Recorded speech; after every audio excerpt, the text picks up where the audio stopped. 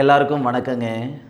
கடகராசியில் பிறந்த நண்பர்களுக்கு குரு பயிற்சி காலகட்டத்தில் எந்த மாதிரியான மாற்றங்கள் வரப்போகுதுன்றது பற்றி தானுங்க இந்த பதிவில் ஆதாரபூர்வமாக நம்ம பார்க்க போகிறோம்.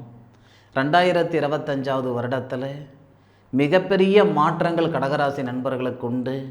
குரு பயிற்சி காலகட்டத்தில் ஒரு விதமான மாற்றங்கள், ராகு கேது பயிற்சியில் ஒரு விதமான மாற்றங்கள், குரு பகவான் அதிசாரத்துக்கு போகும்போது ஒரு மாதிரியான மாற்றங்கள். எப்படி பார்த்தாலும் இந்த 2025 வருடத்தில் கடகராசி நண்பர்களுக்கு நிறைய மாற்றங்கள் இருக்குன்றதில் எந்த விதமான மாற்று கருத்தும் கிடையாது. எந்த மாதிரியான மாற்றங்கள், எந்த நேரத்தில் மாற்றங்கள் வரும், என்னென்ன மாற்றங்கள் அப்படின்ற விவரம் முழுமையாக இந்த பதிவில் நம்ம பார்த்துக்கிடலாம். பொதுவாக சம்பாதிக்கணுன்ற ஆசையை விட சாதிக்கணுன்ற ஆசை எல்லாருக்குமே இருக்க தானே செய்யுது. சாதிக்கிறதுக்கு உண்டான நேரமா அல்லது சம்பாதிக்கிறதுக்கு உண்டான நேரமான்றது உங்களுடைய சாதகத்தை பார்த்தா தானேங்க தெரிஞ்சுக்கிட முடியும். எல்லாருக்கும் எல்லா நேரத்துலையும் இந்த பிரபஞ்சம் சாதகமான பலன் தர்றதில்லை. ஏதாவது ஒரு நேரத்தில் நிச்சயமாக சாதகமான பலன் தரும். அந்த நேர காலங்கள் என்னன்றது தெரிஞ்சுக்கிடணும்னா உங்களுடைய சாதகத்தை பார்த்தா தானேங்க தெரிஞ்சுக்கிட முடியும். அதனால தானுங்க பேனா பேப்பர் கண்டுபிடிக்கிறதுக்கு முன்னாடியே நம்ம முன்னோர்கள் ஜோதிடத்தை உருவாக்கி ஜோதிடத்தை கண்டுபிடிச்சி இதன் மூலமாக தான் நம்மளுடைய எதிர்காலத்தை தெரிஞ்சுக்கிட முடியும். அப்படின்றதுனால தான் ஜோதிடத்தை கட்டி காப்பாற்று நம்மளுடைய கையில் கொடுத்துட்டு போனாங்க நம்ம முன்னோர்கள். என்னதான் விஞ்ஞானம் வளர்ச்சி அடைஞ்சாலும் ஒரு தனிப்பட்ட மனிதனுடைய வாழ்வாதாரம் எப்படி இருக்க போகுதுன்றது அவருடைய ஜாதகத்தை பார்த்தா தான் தெரிஞ்சுக்கிட முடியும். அதில் எந்த விதமான மாற்று கருத்தும் கிடையாது. 100 ஜோதிடர், 1000 ஜோதிடர், 1,00,000 ஜோதிடர் தப்பாக இருந்தாலும் ஜோதிடம் ஒருபோதும் தப்பாகாது. விசுவாவசு வருடம் சித்திரை மாதம் 31ஆம் தேதி, மே மாதம் 14ஆம் தேதி குரு பகவான் மிருகசீரிஷ நட்சத்திரம் 2வது பாதத்திலிருந்து மிருகசீரிஷ நட்சத்திரம் 3வது பாதத்துக்கு மிதுனத்துக்கு பயிற்சி அடைகிறார். திருக்கணித பிரகாரம் கடகராசிக்கு 12வது பாவகத்தில் குரு பகவான் விரய குரு பகவான் பொறுத்த வரைக்கும் எந்த பாவகத்தில் இருக்கிறாருன்றதை விட எந்த பாவகங்களை பார்க்குறாருன்றது தான் கேள்வி. அதாவது இருக்கிற இடத்த விட பார்க்கக்கூடிய இடத்துக்கு பலம் அதிகம்னு சொல்லுவாங்க. 6வது பாவகத்துக்கு அதிபதியாகவும் 9வது பாவகத்துக்கு அதிபதியாகவும் வரக்கூடிய குரு பகவான் 12வது பாவகத்தில் வர்றது உண்மையிலேயே சிறப்பு. 12வது பாவகத்தில் இருந்து 5வது பார்வையாக கடகராசிக்கு 4வது பாவகத்தை பார்க்குறார். நிறைய பேருக்கு சொந்த வீடு வாசல் வாங்கணுன்ற ஆசை, கனவு, லட்சியம் இருக்க தானே செய்யுது. எத்தனையோ பேருக்கு 10 வருஷமாக சொந்த வீடு வாசல் வாங்கணும்னு நினைக்கிறேனுங்க, வாங்க முடியல.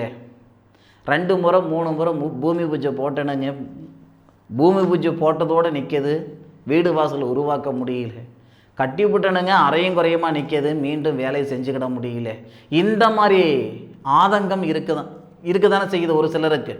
அப்போது 12வது பாவகத்தில் வரக்கூடிய அந்த விரய குரு, ஏன்னா 12வது பாவகத்தில் குரு பகவான் வரும் பொழுது செலவுகள் 2 விதம் இருக்குது. சுப செலவு, அசுப செலவு. அசுப செலவு வருமா அப்படின்னா அசுப செலவு வர்றது கம்மி தானுங்க. சுப செலவு வரத்துக்கான வாய்ப்புகள் ரொம்ப அதிகமாக இருக்கும். 12வது பாவகத்தில் இருக்கக்கூடிய குரு பகவான் மிருகசீரிஷ நட்சத்திரம் 3வது பாதமும் 4வது பாதமும் கிட்டத்தட்ட ஒரு 2.5 மாதத்துக்கு வச்சுக்கிடுங்க. மே மாதம் 14ஆம் தேதியிலிருந்து ஒரு 2.5 மாதத்துக்கு குரு பகவான் செவ்வாயுடைய சாரத்தில் வரார். அப்போது கடகராசியில் பிறந்தவங்களுக்கு 10வது பாவகத்துக்கு அதிபதியாக வரக்கூடியவர் தான் செவ்வாய். குரு செவ்வாயுடைய சாரத்தில் 12வது பாவகத்தில் இருக்கிறதுனால குரு மங்கள யோகம் அப்படின்ற ஒரு அருமையான யோகம் ஏற்படும். ஏன்னா குரு பகவான் பயிற்சி ஆகக்கூடிய தருணத்தில் குரு பகவானுக்கு சாரம் கொடுத்த செவ்வாய் கடகத்தில் தான் இருப்பார். செவ்வாயுடைய பார்வையும் குரு பகவானுடைய பார்வையும் உங்களுடைய ராசிக்கு 4வது பாவகத்தை பார்ப்பார். அப்போ மண்ணு மனம் வாங்கிறதுக்கான வாய்ப்புகள் அதிகம். மண்மனை சார்ந்த தொழில் செய்துக்கிட்டு இருக்கிற நண்பர்கள், அந்த வாழ்வாதாரம் சொல்லக்கூடிய தொழிலில் சங்கடங்கள் இருக்குதுங்க, தொழில் சரியான முறையில் போகலைங்க அப்படின்னா இந்த தருணங்களில் மே மாதம் 14ஆம் தேதியிலிருந்து ஜூன் மாதம் கிட்டத்தட்ட ஜூலை மாதம் முழுவதும் 2.5 மாதத்துக்கு நிச்சயமாக குறையில்லாத ஒரு வேலை வாய்ப்புகள் ஏற்படும். இந்த சிவில் இன்ஜினியர் படிச்சிருக்கிறேனுங்க, ஏன்னா பிஇ படித்தவங்க நிறைய பேர் இருக்காங்க. அதில் சிவில் படித்த நண்பர்கள், சிவில் இன்ஜினியர் படிச்சுட்டு இருக்கிறேனுங்க, ஆர்கிடெக்சர் படிச்சிருக்கிறேனுங்க. அப்போது இந்த துறையில் இருக்கிற நண்பர்களுக்கு எல்லாமே இந்த நேரம் உண்மையிலேயே பொக்கிஷமாக இருக்கும். நிறைய பேருக்கு வெளியூர் வெளிநாடு மாற்றங்கள் போகக்கூடிய வாய்ப்புகள் ஏற்படுத்தும். நான் ரியல் எஸ்டேட் செய்துக்கிட்டு இருக்கிறேனுங்க, ஒரு வருஷத்துக்கு 2 வீடு 3 வீடு விற்றுக்கிட்டு இருந்தேனுங்க, இன்றைக்கி ஒரு வீடு வாசல் விற்கிறதுக்கு என்னால் முடியலைங்க, வீடு வாசல் கட்டி விற்கக்கூடிய தொழில் எனது, என்னால் செய்ய முடியலைங்க அப்படின்னா, முதலீடு போட்டு தொழில் செய்கிறவங்களா இருந்தாலும் சரி, முதலீடு போடாமல் கமிஷனுக்காக தொழில் செய்துக்கிட்டு இருக்கிற நண்பர்களாக இருந்தாலும் சரி, கடகராசியில் பிறந்த நண்பர்களுக்கு உண்மையிலேயே இந்த நேரம் நல்லாயிருக்கும். அதுபோக விவசாயத்துறையில் விவசாயத்தில் இருக்கிறனுங்க, ஒரு மாடு கன்று வாங்கணும்னு நினச்சேனுங்க, வாங்க முடியல. உழவு ஓட்டுறதுக்கு ஒரு டிராக்டர் வாங்கணும்னு நினச்சேனுங்க, வாங்க முடியல. அப்படின்னாலும் இந்த தருணமானது மனை சார்ந்த தொழில் செய்துக்கிட்டு இருக்கிற எல்லா நண்பர்களுக்கும் உண்மையிலேயே பொக்கிஷமான நேரமாக இருக்கும். அதில் மாற்று கருத்து ஒன்றும் கிடையாது. அதுபோக மெயினாக சொல்லக்கூடியது, வீடு வாசல் அடமானம் வச்சுருக்கிறேனுங்க, மீட்க முடியல, இல்லை அதே மாதிரி வீடு கட்டணும்னு நினச்சிக்கிட்டு இருக்கிறேன், கட்ட முடியல, வீடு கட்டிட்டேன் கிரகப்பிரவேசம் செஞ்சுக்கிட முடியல அப்படின்னா, இந்த தருணத்தில் 100% அற்புதமான நேரமாக இருக்குதுங்க, பயன்படுத்திக்கிடுங்க. முதல்ல 2.5 மாதம் மிருகசீரிஷ நட்சத்திரத்தில் குரு பகவான் இருக்கும் பொழுது மண்மனை சார்ந்த விஷயங்கள், வீடு வாசல் வாங்கக்கூடிய தருணம், இது எல்லாமே நமக்கு நல்லது நடக்கிறதுக்கான வாய்ப்புகள் ஏற்படும். அதில் மாற்று கருத்து இல்லை. அதுபோக குரு பகவானுடைய பார்வையும், குரு பகவான் யாருடைய சாரத்தில் இருக்காரோ அந்த சாரநாதனான செவ்வாவுடைய பார்வையும் உங்களுடைய ராசிக்கு 4வது பாவகத்தை பார்க்கறது வாகன யோகத்தையும் ஏற்படுத்தும். வாகன தொழில் செய்துக்கிட்டு இருக்கிற நண்பர்களுக்கு இது சிறப்பான நேரமாக இருக்கும்.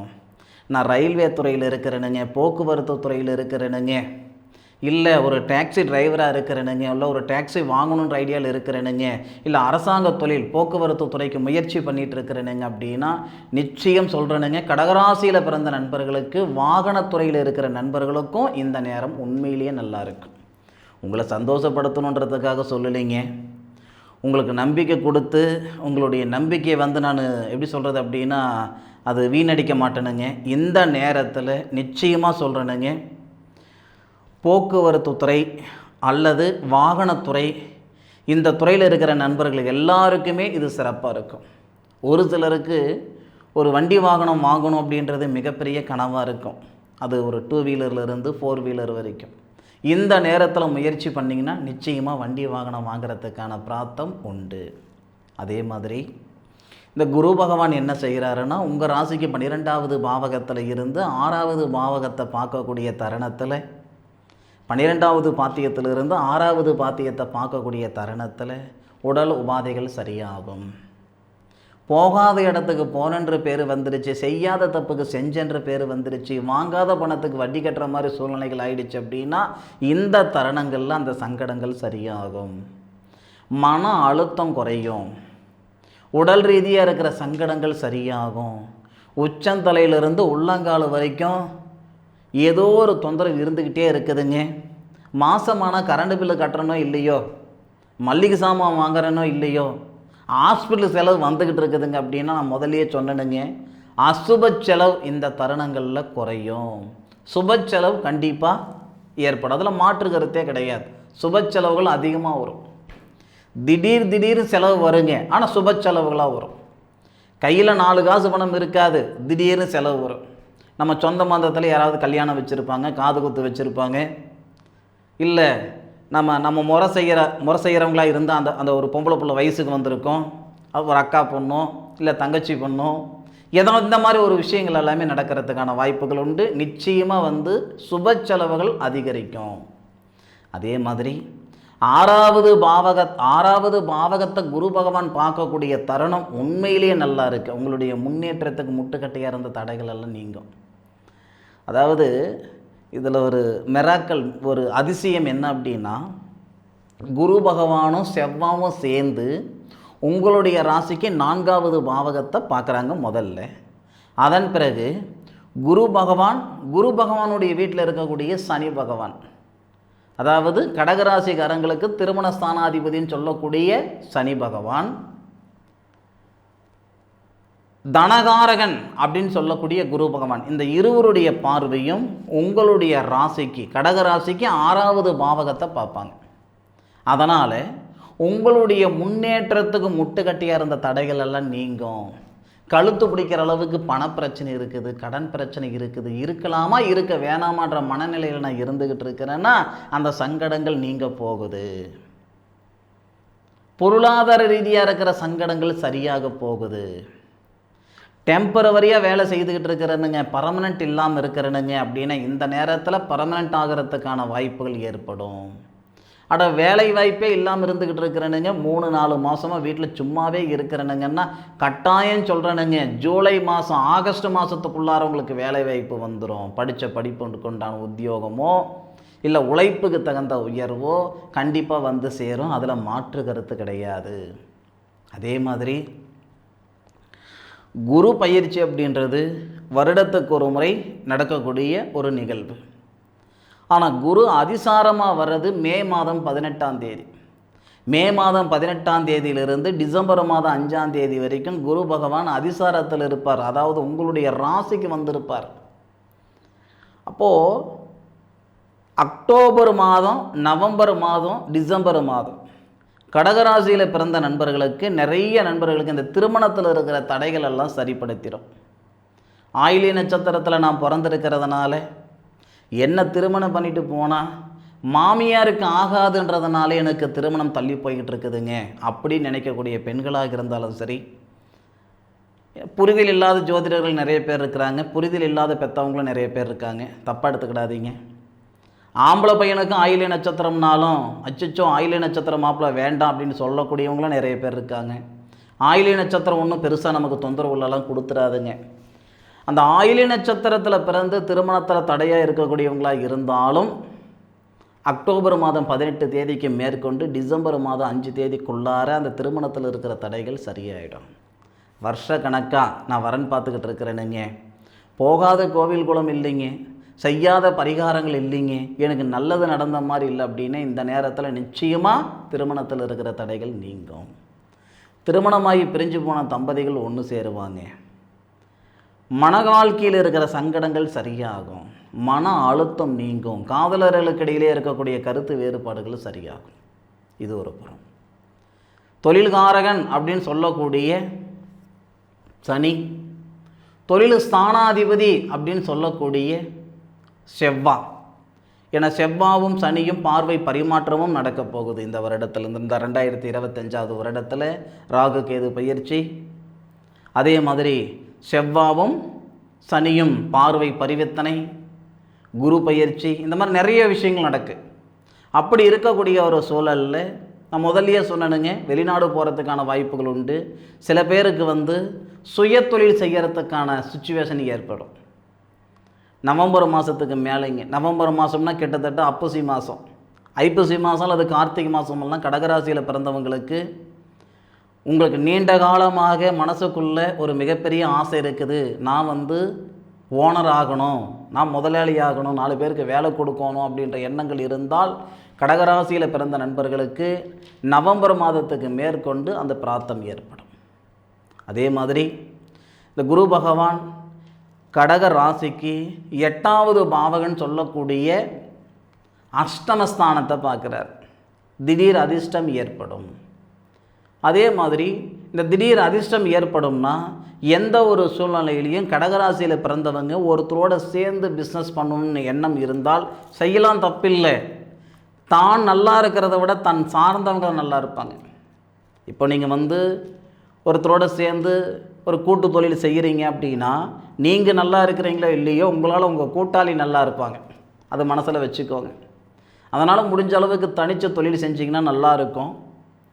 நான் இப்போவும் சொல்கிறேன், 12வது பாவகத்தில் குரு பகவான் வர்றது 12வது பாவகத்திலிருந்து பார்க்கக்கூடிய இடங்கள் சாதகமாக இருக்கிறதுனால சுப செலவு அதிகரிக்கும்.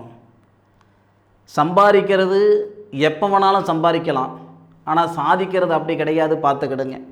ஒரு சில நேரத்தில் தான் சாதிக்க முடியும், ஒரு சிலரால் தான் சாதிக்க முடியும். கடகராசியில் பிறந்தவங்க சாதிக்கிறதுக்குண்டான தருணமாக இந்த 2025 வருடம் மே மாதத்தில் இருந்து டிசம்பர் மாதத்துக்குள்ளார, ஏன்னா டிசம்பர் மாதத்துக்கு மேற்கொண்டு குரு பகவான் தன்னுடைய சுய நட்சத்திரத்தில் வரார். அதை அப்புறம் பேசிக்கலாம். அந்த டிசம்பர் 5ஆம் தேதிக்குள்ளார சாதிக்கிறதுக்குண்டான நேரமாக கடகராசியில் பிறந்தவங்களுக்கு வரும். ஒவ்வொரு தருணத்தையும் சரியான முறையில் நீங்கள் பயன்படுத்திக்கிட்டிங்கன்னா நிச்சயம் உங்களுடைய முன்னேற்றம் பிரகாசமாக இருக்கும். அதில் மாற்று கருத்து இல்லை. இன்றைக்கி உழைப்பு போட்டால் தான் நாளைக்கு நல்லா இருப்போம் இல்லையா? எல்லாருக்கும் தெரிஞ்ச விஷயம். இந்த தருணத்தில் நீங்கள் விதைக்கக்கூடிய விதை தானுங்க ஒரு காலகட்டத்தில் நீங்கள் விதைச்ச விதை தான் மிகப்பெரிய விருட்சமாக வந்து சேரும். அந்த மாதிரி நீங்கள் செய்யக்கூடிய ஒரு செயல் தான் ஒரு கட்டத்தில் மிகப்பெரிய ஒரு லாபம் தரப்போகுது. அது இந்த 2025 வருடத்தில் பயன்படுத்திக்கிடுங்க. இந்த 2025 வருடம் மே மாதம் 14ஆம் தேதிக்கு மேற்கொண்டு டிசம்பர் 5ஆம் தேதிக்குள்ளார சிறப்பான நேர காலங்கள் இருக்குது. சரியான முறையில் பயன்படுத்திக்கோங்க. என்னடா வீடியோ எப்பயாவது ஒரு வீடியோ போடுறாருன்னு நினச்சிக்கிடாதீங்க. என்னுடைய சந்தர்ப்ப சூழ்நிலை அந்த மாதிரி. தொடர்ந்து வீடியோ கொடுக்கணும், பதிவுகள் கொடுக்கணுன்ற ஆசை நிறையா இருக்குது. என்னால் அதிகமாக இந்த மாதிரி பேச முடியலைங்க. லாஸ்ட்டாக அந்த சர்ஜரி நடந்ததுலேருந்து உண்மையில் என்னால் அதிகமாக பேச முடியல. கன்சல்டேஷன் அதிகமாக கொடுக்க முடியல. 10 நிமிஷம் வீடியோ கொடுக்கறதுக்குள்ளார திணறேன். அதாவது சுவாச பிரச்சனை அதிகமாக இருக்குது. வேறு ஒன்றும் கிடையாது. முடிஞ்ச அளவுக்கு அதிகமாக வீடியோ கொடுக்கணும் அப்படின்ற எண்ணம் இருக்குது. முயற்சி பண்ணுறேனுங்க. இந்த பதிவு கடகராசியில் பிறந்தவங்களுக்கு பயனுள்ள பதிவாக இருக்கும் அப்படின்னு நான் மனசார நம்புகிறேன். மீண்டும் அடுத்த ஒரு அற்புதமான தருணத்தில் உங்கள் அனைவரையும் சந்திக்கும் வரை உங்களிடமிருந்து விடைபெறுவது உங்கள் வீட்டு ஜோதிட நண்பனான மா காளிதாஸ் மணிகண்டன். திருச்சிற்றம்பலம். வாழ்க வையகம், வாழ்க வளமுடன்.